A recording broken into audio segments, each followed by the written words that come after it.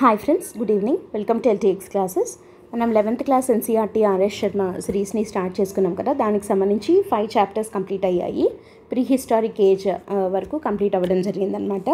And ఈరోజు ఈ వీడియోలో మనము హరప్పన్ సివిలైజేషన్ గురించి డిస్కస్ చేద్దాం. Okay, so before going to start the session today, ఒక important announcement from LTX classes ఏంటంటే, యూపీఎస్సీ ఇన్ఫినిటీ కొత్త బ్యాచెస్ జూలై 1 నుండి స్టార్ట్ అవబోతున్నాయి. సో దీనికి సంబంధించి మనకి యూపీఎస్సీ ఇన్ఫినిటీ ప్రోగ్రాంలో ఏమేమి ఇంక్లూడ్ అయి ఉంటాయంటే, లైవ్ అండ్ రికార్డెడ్ క్లాసెస్లో రూపంలో GS prelims and mains, NCERT foundation, current affairs, సీసాట్తో పాటు మనకి ప్రిలిమ్స్కి సంబంధించిన test series, mains answer writing program కూడా ఇంక్లూడ్ అయి ఉంటుందన్నమాట. ఓవరాల్గా ఫీజు వచ్చేసి 60,000 రూపీస్ మాత్రమే. అండ్ ఇది మీరు అట్ ఏ టైం పే చేయాల్సిన అక్కర్లేదు. పర్ మంత్ 5,000 రూపీస్ లాగా ఈఎంఐ ఆప్షన్లు కూడా మీరు పే చేసుకోవచ్చు అనమాట. అండ్ కోర్స్ వచ్చేసి మీకు లైఫ్ టైం వ్యాలిడిటీ తోటి ఇవ్వడం జరుగుతుంది. అయితే ఇదేంటంటే, జూలై 1 నుంచి కొత్త బ్యాచెస్ స్టార్ట్ అవుతున్నాయి కాబట్టి మీరు జూలై 1 లోపు మీరు ఈ ప్రోగ్రామ్కి సబ్స్క్రైబ్ చేసుకుంటే 60,000 రూపీస్. జూలై 1 తర్వాత మీరు ఈ ప్రోగ్రామ్ తీసుకోవాలి అని అనుకుంటున్నట్టయితే, సబ్స్క్రైబ్ చేసుకోవాలంటే 70,000 రూపీస్, అంటే 10,000 రూపీస్ హైక్ అవ్వబోతుంది ఫీజు అనేది. సో కాబట్టి ఇది ఒకసారి చెక్ చేసుకోండి. అండ్ ఎన్ష్యూర్ దట్ జూలై 1 లోపు మీరు తీసుకుంటే you can save up 10,000 rupees అనమాట. ఓకే, సో దీనికి సంబంధించి మీకు ఏదైనా డౌట్స్ ఉన్నా you can contact this number. And అలా కాకుండా ఆఫ్లైన్లో మీరు యూపీఎస్సీ ప్రిపేర్ అవ్వాలి అని అనుకుంటున్నట్టయితే, దెన్ వైజాగ్లో ఆఫ్లైన్ కొత్త బ్యాచెస్ స్టార్ట్ అవుతున్నాయి ఎల్టీఎక్స్ క్లాసెస్వి. సో దానికి సంబంధించి ఆఫ్లైన్లో వచ్చేసి మీకు GS and CSAT, prelims and mains, ఇందాక మనం ఏమేమైతే చెప్పుకున్నామో అవన్నీ కవర్ అవుతాయి. అండ్ దాంతోపాటు మొత్తం మీకు బుక్స్ సెట్ కూడా ఇవ్వడం జరుగుతుంది. And that two class rooms fully air conditioned and digitalised class rooms with experienced faculty ఉంటుందన్నమాట. సో ఒకవేళ మీరు యూపీఎస్సీ ఆఫ్లైన్ జాయిన్ అవ్వాలనుకుంటే, మీరు వైజాగ్లో ఉన్న ఎల్టీఎక్స్ బ్రాంచ్ మనకి ఎంవీపీ కాలనీ సెక్టర్ 8లో ఉంటుంది. సో ఒకసారి మీరు ఇక్కడికి డైరెక్ట్గా వచ్చి క్లాసెస్ 1 వీక్ పాటు ఫ్రీ డెమో సెషన్ వినొచ్చు అనమాట. విన్న తర్వాత you can decide. Okay, so దీనికి సంబంధించి మీకు ఏదైనా డౌట్స్ ఉన్నా you can contact this number, or else you can go through the website ltxclasses.com, or మీరు ఎల్టీఎక్స్ క్లాసెస్ యాప్ డౌన్లోడ్ చేసుకున్నా కూడా అందులో అవైలబుల్ కోర్సెస్ ఏవేవైతే ఉంటాయో అవన్నీ మీరు ఒకసారి చూసి మీకు కావాల్సిన కోర్సెస్కి మీరు సబ్స్క్రైబ్ చేసుకోవచ్చు. Okay, so let us start the new chapter 6, the Harappan civilization. So మనము లాస్ట్ వీడియో వరకు ప్రీ హిస్టారిక్ ఏజ్ అంటే స్టోన్ ఏజ్ గురించి మనం డిస్కస్ చేసుకున్నాం కదా. స్టోన్ ఏజ్ అంటే ఏంటి, స్టోన్ ఏజ్లో మళ్ళీ ఎన్ని కేటగిరీస్గా మనం డివైడ్ చేసాము, పాలియోలిథిక్ ఏజ్ అని, మెసోలిథిక్ ఏజ్ అని, నియోలిథిక్ ఏజ్ అని. అండ్ లాస్ట్ వీడియోలో మనము స్టోన్ కాపర్ ఏజ్ అంటే చాల్కోలిథిక్ పీరియడ్ అని కూడా మనము డిస్కస్ చేయడం జరిగింది. ఆ చాల్కోలిథిక్ పీరియడ్ తర్వాత బ్రాంజ్ ఏజ్ వచ్చిందనమాట. ఆ బ్రాంజ్ ఏజ్లో ఉన్నదే హరప్పన్ సివిలైజేషన్. అండ్ ఈ హరప్పన్ సివిలైజేషన్ అనే దగ్గర నుండి మన చరిత్ర అనేది మొదలవుతుంది. అంటే ancient Indian history starts from the Indus valley civilization, or we call it Harappan civilization. So ఇక్కడ నుండి మనకి చరిత్ర అనేది మొదలవుతుంది. దీనికన్నా ముందున్న దాన్ని మనం ఏమంటాం, ప్రీ హిస్టారిక్ పీరియడ్ అంటాం. అంటే పూర్వ చరిత్ర యుగము అని చెప్పి దీన్ని పిలుస్తామన్నమాట.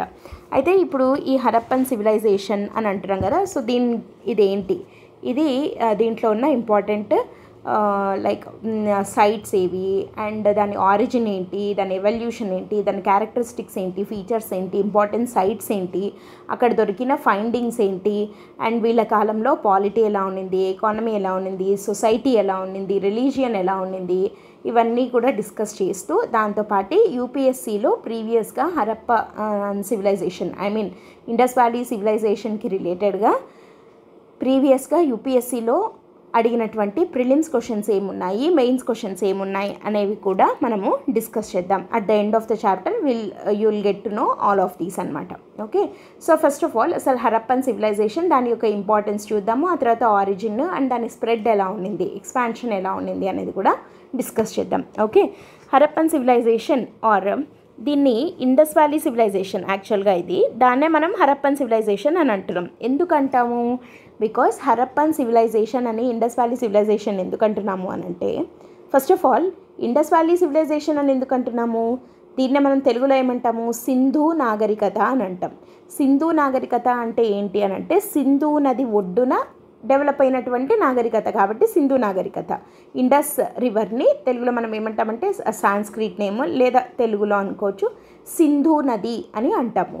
సో ఈ ఇండస్ వ్యాలీ అంటే ఇండస్ రివర్ని అనుకొని డెవలప్ అయినటువంటి ఇండస్ వ్యాలీ చుట్టూరా డెవలప్ అయినటువంటి సివిలైజేషన్ కాబట్టి we call it as Indus valley civilization కదా. అయితే ఈ ఇండస్ వ్యాలీ సివిలైజేషన్నే మనము హరప్పన్ సివిలైజేషన్ అని ఎందుకంటాము అని అంటే Harappa was the first discovered site of Indus valley. అంటే ఇండస్ వ్యాలీ సివిలైజేషన్ అంటే ఇక్కడ ఒక నాగరికత ఉంది అని బయటపడింది. అంటే బయటపడినటువంటి ఫస్ట్ ప్లేస్ ఏది అని అంటే హరప్పా అనే ప్లేస్. హరప్పా అనే చోట జరిగిన ఎక్స్కవేషన్స్లో ఇక్కడ ఒక నాగరికత ఉంది అని చెప్పి బయటపడింది. అక్కడ నుండి ఇంకా మనం ఎక్స్కవేషన్స్ చేస్తూ వెళ్తే దాని స్ప్రెడ్ ఎంత అనే తర్వాత మనకి తెలిసిందనమాట. ఓకే, సో హరప్పా అనేది first discovered site of Indus valley civilization కాబట్టి మనము we call Indus valley civilization also as Harappan civilization. So it is the earliest known urban culture of the northwestern regions of Indian subcontinent. అంటే ఇది ఒక అర్బన్ సివిలైజేషన్, రూరల్ కాదు, అది urbanised అనమాట. Indian సబ్ కాంటినెంట్లో అంటే not just limited to India, అంటే పాకిస్తాన్ ఈ రీజియన్స్ని కూడా ఇది కవర్ చేసింది. సో ఇండియన్ సబ్ కాంటినెంట్లో ఉన్నటువంటి నార్త్ వెస్టర్న్ రీజియన్స్లో డెవలప్ అయినటువంటి అర్లియస్ట్ అర్బన్ సివిలైజేషన్ ఏది అని అంటే Indus valley civilization. It is one of the world's 3 earliest civilizations. So మనకు ప్రపంచంలో అర్లియస్ట్ సివిలైజేషన్స్ నాగరికతలు ఏమేమి ఉన్నాయి అంటే 3 ఉన్నాయి ఎర్లియస్ట్వి. ఏవేవి అని అంటే ఒకటి మెసపటోమియా సివిలైజేషన్, ఇంకొకటి ఈజిప్ట్, మూడోది ఇండస్ వ్యాలీ. సో ఈ 3 అర్లియస్ట్ నోన్ సివిలైజేషన్స్ అన్నమాట. సో ఆ మూడిట్లో ఇది కూడా ఒకటి. అండ్ ఇది ఎప్పటి నుంచి ఏ టైం పీరియడ్కి చెందింది ఇండస్ వ్యాలీ సివిలైజేషన్, ఎప్పటి నుంచి ఎప్పుడు దాకా ఉండింది అంటే 3300 BC టు 1300 BC వరకు ఇండస్ వ్యాలీ సివిలైజేషన్ అన్నది ఉంది. ఆ తర్వాత ఎట్లా డిక్లైన్ అయింది అనేది తర్వాత మనం చూద్దాం. Geographical factors including soil fertility, climate, physical features contributed to the development of Indus valley civilization. So అవి ఎలా అన్నది కూడా మనం డిస్కస్ చేస్తాం. Okay, so most of the sites discovered earlier అంటే హరప్పా, మొహెంజోదారో ఇవన్నీ కూడా are present in the Indus valley which gives the name to it. So later sites such as Kalibangan, Lothal, Rakhi Garhi ఇవన్నీ కూడా ఈ ఇండస్ వ్యాలీ సివిలైజేషన్లో అంటే హరప్పాకి మొహెంజోదారోలో ఉన్నటువంటి ఫీచర్సే తర్వాత డిస్కవర్ చేయబడినటువంటి కాళీబంగన్, లోథల్, రాఖీ గర్హి లాంటి ప్లేసెస్లో కూడా మనకి కనపడతాయి. బట్ ఇక్కడ మనకు ఇందాక మనం చెప్పుకున్నట్టు Harappa was the first excavated site కాబట్టి it is also called as Harappan culture లేదా ఇండస్ వ్యాలీ కల్చర్ లేదా హరప్పన్ కల్చర్ అని చెప్పి మనం దీన్ని పిలుస్తామన్నమాట. Okay, so first of all దీన్ని మనము ఆరిజిన్ అండ్ డిస్కవరీ ఏంటి, ఎలా జరిగింది అనేది చూద్దాం. The Indus valley civilization arose in the Indus river basin evolving from villages that followed the Mesopotamian model of irrigated agriculture. మెసపటోమియాలో ఎట్లయితే ఒక నది ఒడ్డున ఇరిగేటెడ్ అగ్రికల్చర్ ఎక్కడెక్కడ జరిగిందో అక్కడ నాగరికత డెవలప్ అవుతూ వచ్చిందో, in the similar way Indus civilization కూడా ఇండస్ రివర్ బేసిన్ చుట్టుపక్కల ఉన్న విలేజెస్లో డెవలప్ అవుతూ వచ్చిందనమాట. సో ఇప్పుడు దీని ఆరిజిన్ చూద్దాం. The Indus Valley in the Indian subcontinent was one of the first places where humans settled down and advanced to a highly civilized lifestyle. So ఇక్కడ మనం ఏమంటున్నాము, సివిలైజేషన్ అని అంటున్నాం. అందుకే ఇక్కడి నుంచి చరిత్ర మొదలవుతుంది అని అంటున్నాం. అంటే ఏంటి అని అంటే మనిషి ఒక నాగరికతకి అలవాటు పడి అంటే ఒక సెటిల్డ్ ఫామ్కి లైక్ ఒక చోట స్థిర నివాసం ఏర్పరచుకొని తనకు ఒక జీవన విధానంని తను పెట్టుకొని దాని ప్రకారం అతను బ్రతుకుతూ ఒక నాగరికతతోటి బ్రతికినటువంటి ఫస్ట్ హ్యూమన్స్ ఎవరు అని అంటే ఇండస్ వ్యాలీ సివిలైజేషన్లో నివసించినటువంటి హ్యూమన్ బీయింగ్సే. అంతకుముందు మనకి స్టోన్ ఏజ్లో ఇక్కడంతా కూడా మనుషులే ఉన్నారు కదా, మనం చెప్పుకున్నాం కదా, లైక్ వాళ్ళు ఫుడ్ గ్యాదరర్స్ ఇట్లా అప్పుడు కూడా మనుషులే, కాకపోతే దే ఆర్ నాట్ సివిలైజ్డ్, వాళ్ళు నాగరికులు కాదు. ఓకే, అనాగరికంగా వాళ్ళు బ్రతికారనమాట. అట్లా కాకుండా నాగరికతతోటి బ్రతికినటువంటి ఫస్ట్ హ్యూమన్ బీయింగ్స్ ఎవరు అని అంటే ఇండస్ వ్యాలీ సివిలైజేషన్లో ఉన్నటువంటి human beings. It's contemporary name comes from its location in the Indus River Valley, but it is also known as Indus Saraswati civilization. Sindhu నది సరస్వతి నది రెండు ఉంటాయి కాబట్టి దీన్ని ఇండస్ సరస్వతి సివిలైజేషన్ అని కూడా అంటారు. Many sites were excavated later on the banks of Ghaggar Hakra. Ghaggar నది హాక్రా రివర్ ఆ మధ్య ప్లేసెస్లో కూడా చాలా సైట్స్ తర్వాత డిస్కవర్ అవ్వబడ్డాయి. కాకపోతే దీన్ని మనము ఇండస్ వ్యాలీ సివిలైజేషన్ అనే అంటామన్నమాట. అండ్ డిస్కవరీ ఎలా డిస్కవర్ చేశారు దీన్ని అని అంటే ఇట్ వాజ్ ఇన్ 1924లో జాన్ మార్షల్ అనే ఆయన ఫర్ ద ఫస్ట్ టైం ప్రపంచానికి అనౌన్స్ చేయడం జరిగింది దట్ ఇండస్ వ్యాలీలో ఒక సివిలైజేషన్ ఉన్నింది అని చెప్పి ఆయన ఫస్ట్ టైం కనుక్కొని జాన్ మార్షల్ అనే అతను he announced to the world that there existed a civilization on the banks of river Indus అని చెప్పి ఆయన 1924లో చెప్పాడు. ఎవరైనా జాన్ మార్షల్ అనే ఆయన కనుక్కోవడం జరిగింది. అండ్ తర్వాత the first person to discover Harappa, కానీ హరప్పాని ఫస్ట్ కనుగొన్నది ఎవరు అనంటే చార్లెస్ మాసన్ అనే అతను. He identified it as ancient city called Sangala from the time of Alexander. Sangala అనే ఒక సిటీ ఉంది, ఇది హరప్పానే అతను సంగలా అని చెప్పడం జరిగింది. అతను ఎవరు అంటే చార్లెస్ మాసన్ అనే అతను. Excavating the ruins in the early 20th century revealed they full significance. ఇక్కడ వెరీ వెరీ వెరీ ఇంపార్టెంట్. 1920లో దయారామ్ సహానీ అనే ఆయన చేసిన excavations very key role play చేస్తాయి. అండ్ రకల్దాస్ బెనర్జీ అనే ఆయన మొహెంజోదారోని ఎక్స్కవేట్ చేశాడు 1921లో. దయారామ్ సహానీ హరప్పాని ఎక్స్కవేట్ చేశాడు 1920లో. సో వీళ్ళిద్దరూ very key persons in excavations of Indus valley civilization అనమాట. ఓకే, సో ఇట్లా ఇండస్ వ్యాలీ సివిలైజేషన్ అనేది డిస్కవరీ అయింది. ఇంకా జాగ్రఫికల్ ఫ్యాక్టర్స్ విషయానికి వద్దాం. The geographical conditions in the Indus valley must have been ideal for human settlement and development. Today, this terrain is extremely dry and unsuitable for human habitation. అంటే ఇప్పుడు మనము ఆ north western part, ఇప్పుడు మనము Indus valley సైట్స్ని కనుక మనం ఒకసారి చూస్తే చాలా డ్రైగా ఉంటాయి. అంటే ఎండిపోయి అసలు అక్కడ మనుషులు నివాసయోగ్యానికి పనికి రాకుండా ఉన్నటువంటి సైట్స్ అన్నమాట ప్రస్తుతం. కానీ అక్కడ ఒక సివిలైజేషనే ఫామ్ అయింది అని అంటే మనం ఏమని అర్థం చేసుకోవచ్చు, ఒకప్పుడు అది చాలా ఐడియల్గా ఉండింది హ్యూమన్ సెటిల్మెంట్స్కి అని చెప్పి మనం తెలుసుకోవచ్చు. అంటే ఒకప్పుడు అంత ఐడియల్గా హ్యూమన్ సెటిల్మెంట్స్కి పనికి వచ్చినటువంటి ఆ ఇండస్ వ్యాలీ ఇప్పుడు అంత పనికి రాకుండా, అసలు ఉండడానికి అసలే పనికి రాకుండా ఎక్స్ట్రీమ్ డ్రై కండిషన్కి వెళ్ళిపోయింది అని అంటే we can even observe the climate change that happened in that region. కాబట్టే మేబీ అదే ఆ క్లైమేట్ చేంజే డిక్లైన్ ఆఫ్ ఇండస్ వ్యాలీ సివిలైజేషన్కి కూడా ఒక రీజన్ అని అనడానికి అదే పెద్ద కారణం అని కూడా మనము చెప్పచ్చు అనమాట.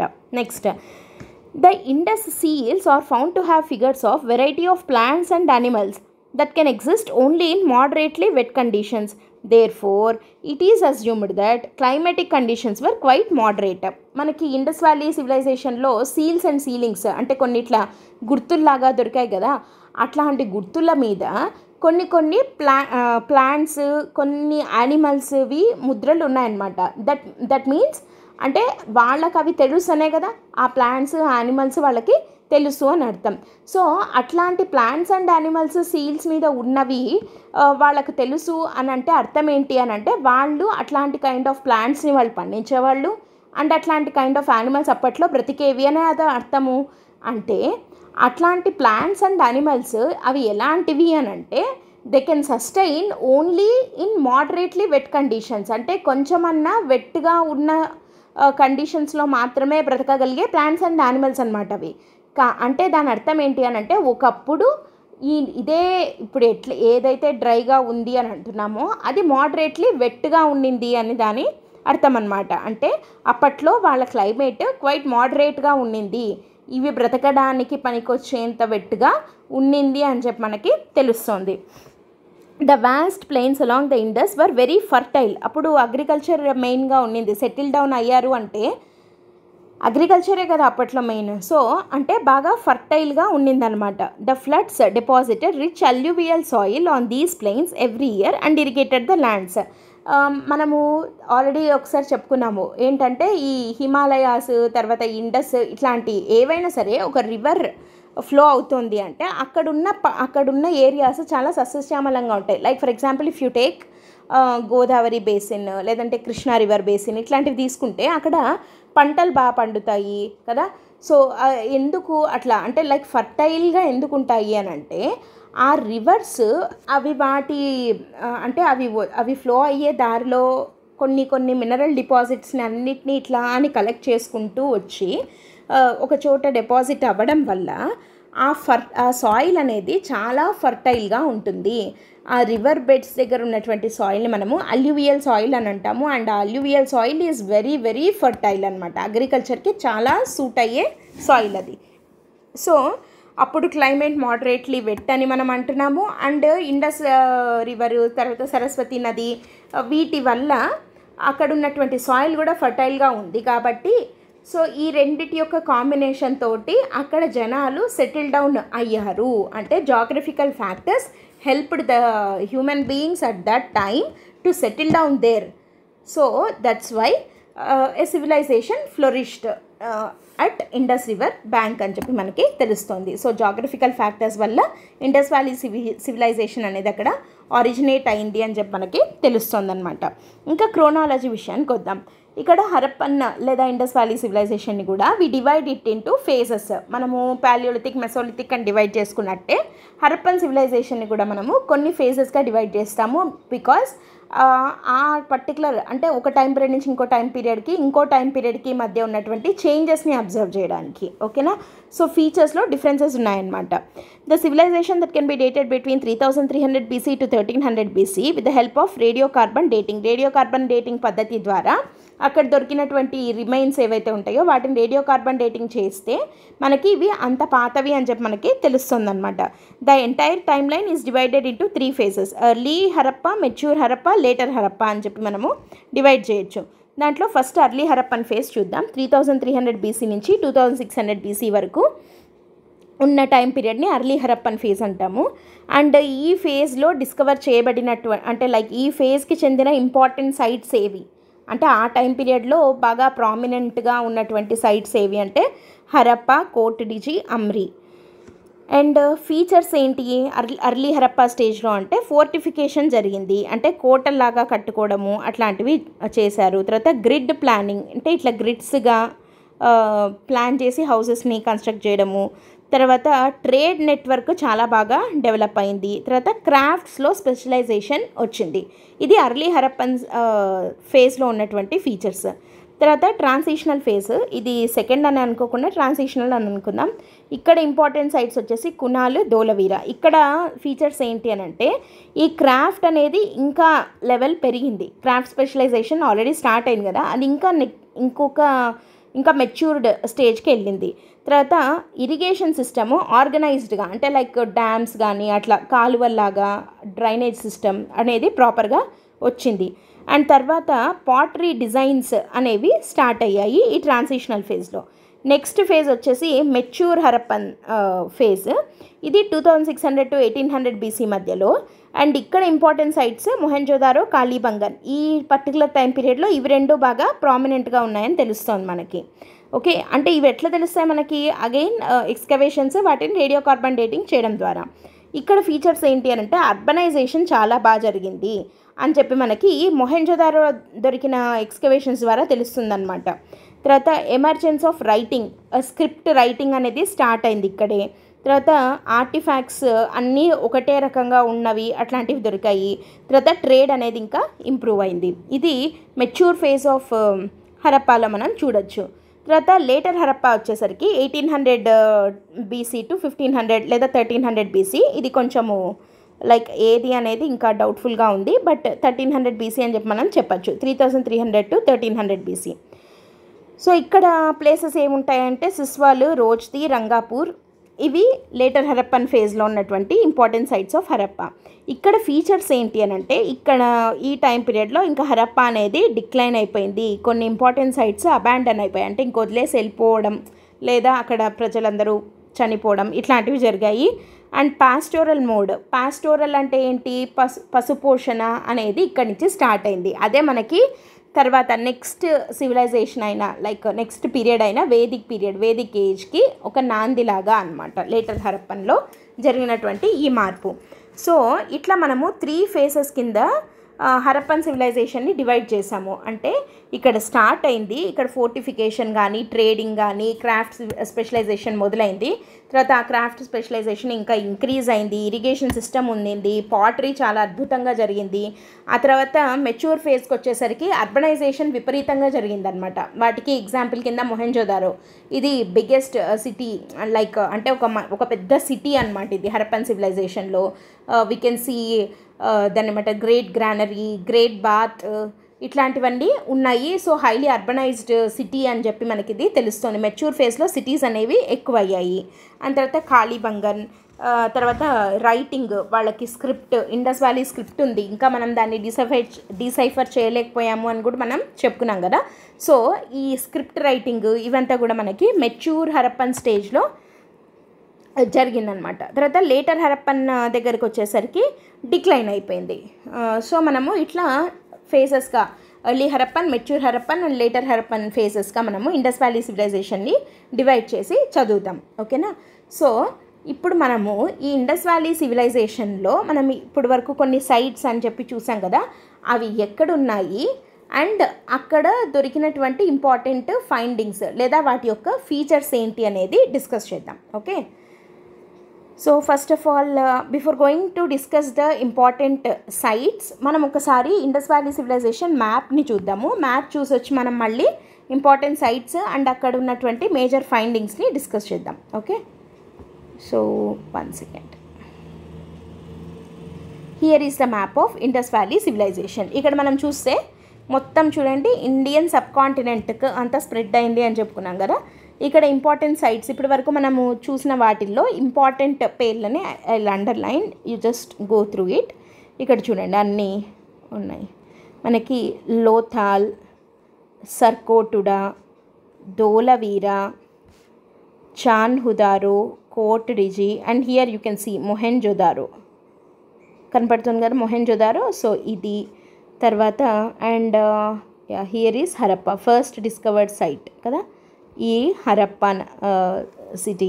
అండ్ నెక్స్ట్ ఇదిగోండి ఇక్కడ మనం ఇందాక కాళీబంగన్ అని ఒకటి చెప్పుకున్నాం అది. తర్వాత Ropar is also very important.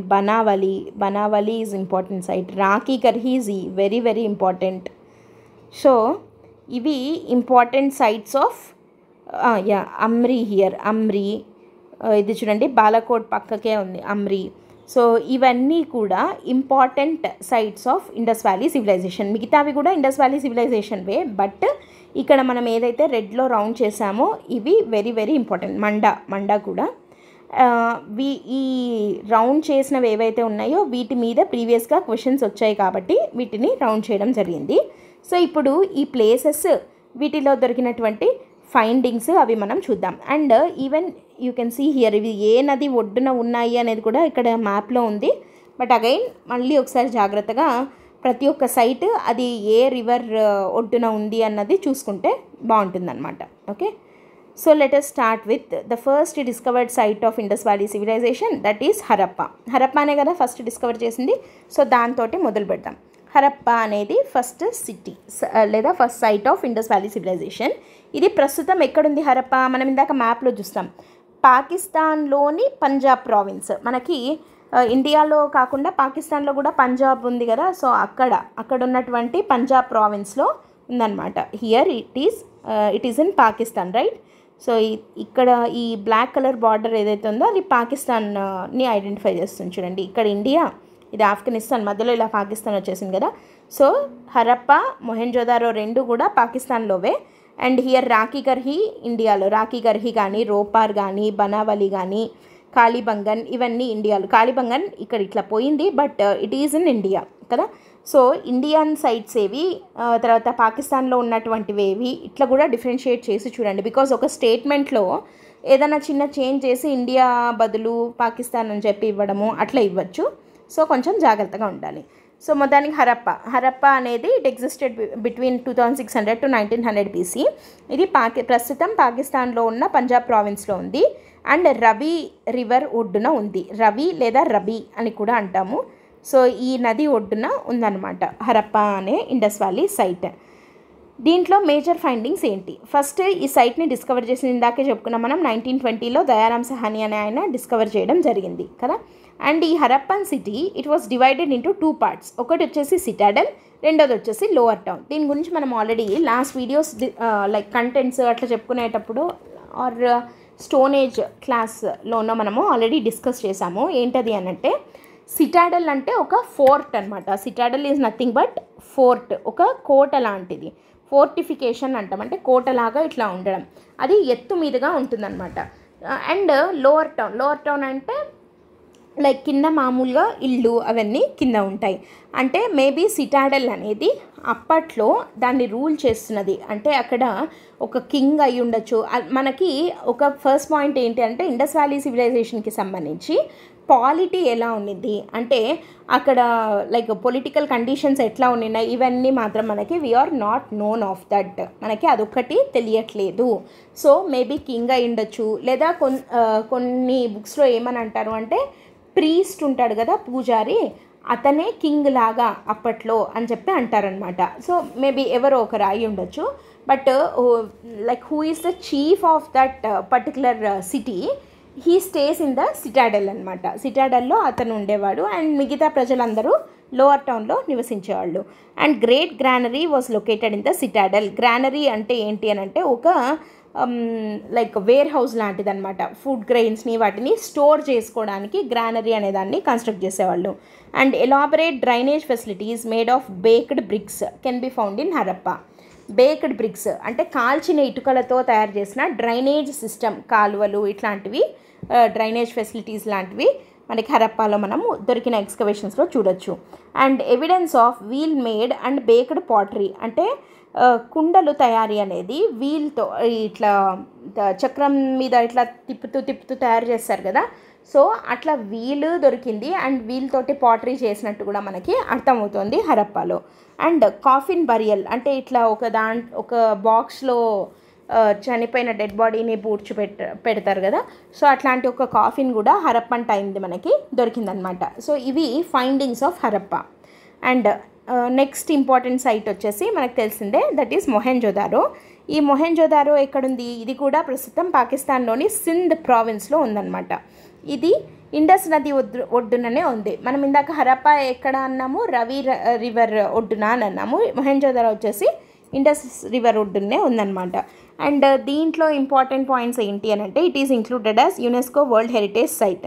Mohenjo-daro was also divided into 2 parts. ఇది ఎందుకు ఇంత పర్టికులర్గా చెప్తున్నాము అంటే కొన్ని సిటీస్లో you can see the absence of citadel ఉండదు. అది ఏది అని కూడా అడిగారు ప్రీవియస్గా, but not in UPSC. Staff selection commission exams ఉంటాయి కదా, అందులో అడిగారు అనమాట. So Mohenjodaro was divided into 2 parts, the citadel and the lower town. And మొహెంజోదారోలో చెప్పుకోదగ్గ ఫైండింగ్స్ ఏంటి అంటే గ్రేట్ బాత్. మనం ఇందాక చెప్పుకున్నాం. గ్రేట్ బాత్ అంటే ఏంటి అంటే ఇప్పుడు మనం కోనేరు లాగా చూస్తాం కదా, గుళ్ళల్లో కోనేరులు అట్లా ఉంటాయి కదా, అలాంటిదన్నమాట గ్రేట్ బాత్ అని చెప్పి. ఒక పెద్ద స్విమ్మింగ్ పూల్ టైప్లో ఒక కోనేరు లాగా అట్లాంటిది ఉంటుంది.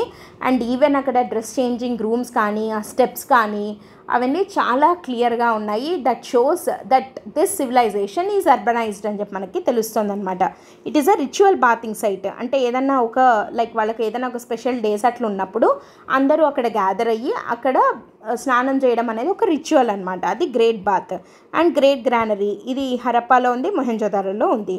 అండ్ ఒక బియర్డెడ్ మ్యాన్ యొక్క స్కల్ప్చర్ని కూడా మనము చూడొచ్చు. ఇట్లా హాఫ్ దొరికిందనమాట మనకి ఎక్స్కవేషన్స్లో. సో అంటే మనకి స్టోన్ ఆర్ట్ కూడా ఉంది, వాళ్ళకి ఆ స్టోన్ మీద చెక్కడం అనేది కూడా వాళ్ళకి తెలుసు అని చెప్పి తెలుస్తుంది.